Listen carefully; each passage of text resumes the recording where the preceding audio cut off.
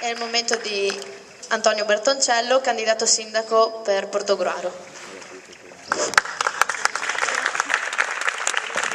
Più alto, è lo stesso. Sì. Allora, buonasera a tutti. 19 anni fa cadeva il muro di Berlino e qualcuno pensò in quel momento che fosse la fine della storia. È accaduto il contrario. Il crollo del muro ha aperto idealmente nuove prospettive per il cammino dell'umanità e tra fili portanti di questa evoluzione c'è la costituzione dell'Europa unita. Il 5 agosto poi del 2008, col voto unanime del Parlamento, alla ratifica del Trattato di Lisbona.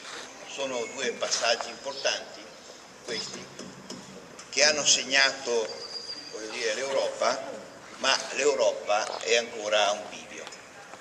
Il processo di globalizzazione che precede, seppur spedito, ha operato nel mondo un gigantesco trasformazione di poteri economici, politici e perfino simbolici.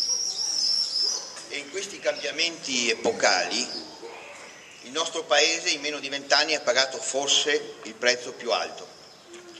Come accade a Gulliver nel racconto dei suoi viaggi, noi ci siamo addormentati 15 anni fa con un paese grande e un mondo piccolo, dove Cina e India erano paesi in via di sviluppo, dove l'Europa era divisa e il sud del mondo non contava.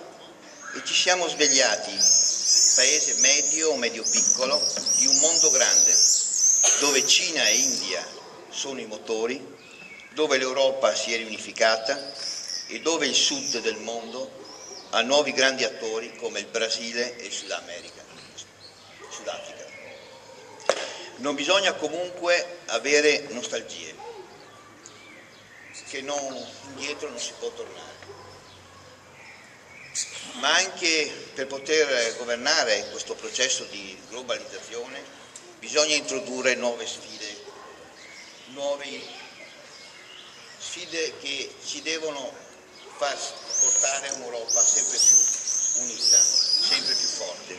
Dobbiamo quindi accelerare questo processo di unificazione recuperando ritardi, superando la ricorsa alla polemica tra gli schieramenti e su chi fa crescere o meno il prestigio fuori dei nostri confini.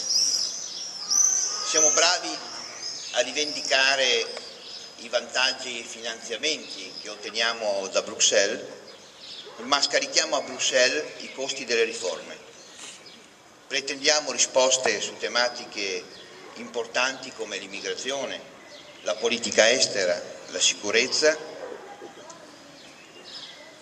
ma non siamo disposti a delegare poteri e risorse.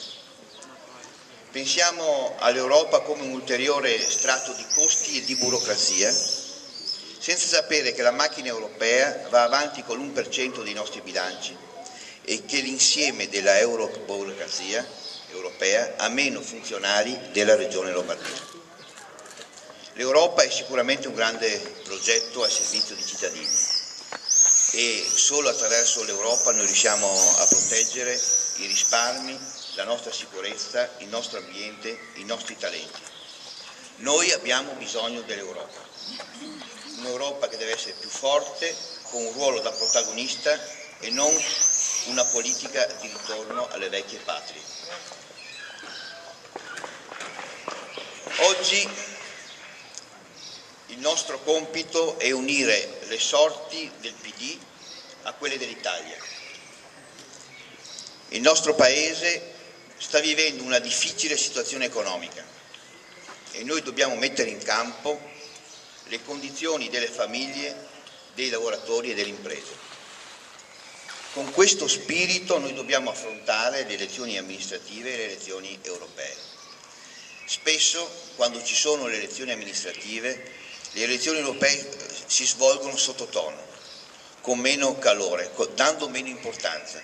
Invece oggi la sfida che abbiamo di fronte è anche quello di parlare di Europa, affrontare le nostre elezioni amministrative che sono importanti e collegarle direttamente alle elezioni europee.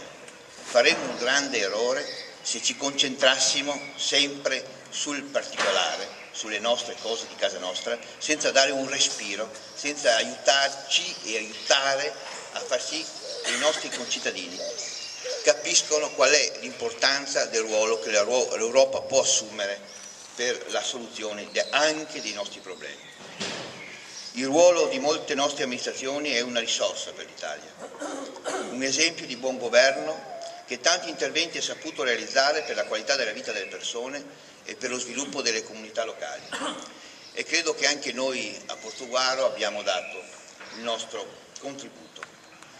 Per noi, credo, anzi sono sicuro, l'Europa è un progetto ambizioso, indiscutibilmente legato al destino dell'Italia. Ma l'Europa arriva al voto sostanzialmente, almeno questo è il mio parere, sostanzialmente stanca, poco autorevole e a volte anche divisa. Lo spirito europeo non è scomparso, ma l'Europa non è all'altezza della competizione mondiale. Rincorre e non guida, cresce di meno e cala in popolazione. Se le cose non cambieranno, sarà sempre più dipendente da altri continenti per energia, petrolio e gas naturale, e anche rispetto alle materie prime. Anche di fronte alla crisi l'Europa ha arrancato. Oggi noi sappiamo sempre più che per creare un nuovo ordine mondiale e nuove regole l'Europa dovrebbe accelerare l'integrazione, darsi un bilancio federale e meccanismi reali di decisione politica. Il punto è questo: o l'Europa si ritira e decade o rilancia la sua funzione. Deve sostanzialmente accettare la sfida e navigare in campo aperto. Può crescere se si integra di più, se apre i mercati, se coordina le politiche, se punta allo sviluppo dei servizi avanzati, alle infrastrutture, alla conoscenza e all'innovazione. L'Europa sostanzialmente deve tornare ad essere un ponte e non una barriera, un attore politico mondiale unitario e influente. Deve parlare con una sola voce. A me non pare, credo che anche voi siete d'accordo con me, che la destra oggi non voglia cambiare l'Italia. Ha gestito la crisi con gli strumenti del populismo e non con misure efficienti. Il PD, tra l'altro, deve avere molto a cuore il destino dell'Italia. Vogliamo costruire un pensiero nuovo in grado di affrontare questo frangente della storia nazionale.